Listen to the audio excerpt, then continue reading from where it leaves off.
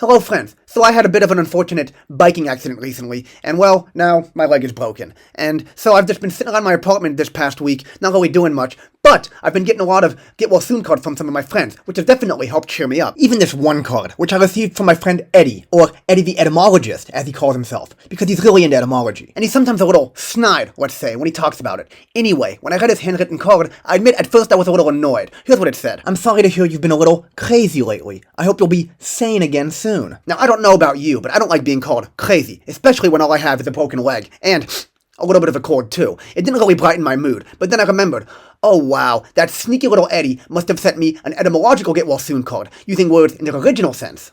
Well played. That's right. When he says that I'm crazy, he must mean shattered, as in the Old Norse verb krasa, the likely ancestor of our modern word. Krasa was likely onomatopoeic, meaning that it sounds like the sounds it makes, like when things crackle or break into many pieces. The word still exists and holds a similar meaning in modern Swedish. In any case, most experts believe that krasa also eventually found its way into Middle French, and over time became the verb écraser, or to squash, from where French speakers might also recognize its modern descendant, écraser. Now, as for a modern English adjective, crazy, well, that comes from the verb craze, which is also related to the noun, and which had quite a few different meanings a few hundred years ago. On the one hand, it did mean to make crazy, like, for example, when Shakespeare used it in King Lear, to describe a situation where one character, the Earl of Gloucester, is so overcome by grief that he wasn't able to think clearly anymore, and had, in that sense, become crazy. But in that same period, craze didn't just refer to one's mental state, but also to one's health in general, and in another play, Richard III, Shakespeare used it to mean exactly that, specifically to describe a character's voice that was broken, so to speak, and who was therefore no longer able to speak. And this latter meaning, that feeling of broken, or when referring to a person diseased or unwell, was the original meaning of the word. But then, over time, the word became more generally associated with a disease, or ailment of the mind, and then it gradually became an adjective, our modern word, crazy. So when my etymology-minded friend said I was feeling a little crazy in the get well soon card he sent me, I guess he meant I was feeling broken,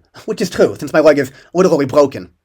Very clever. And in that second sentence, when he basically implied I was insane, I guess, now that I think about it, he was of course referring to the original meaning of sane, and its antonym, insane, which are both derived from the Latin adjective sanus, that is, healthy. So yeah, unlike nowadays, back in the day, people could be crazy or insane and still have 100% control over the mental faculties, while instead suffering from some sort of physical ailment, like my shattered leg and my mild cold. And so that card from Eddie, well, he knows me well, and I appreciate his sense of humor, as I do all these get well soon cards I've been getting from my friends. And so tonight, well, I might be a little crazy, but thanks to all the support I've been getting, I'm feeling pretty good. Thanks for watching.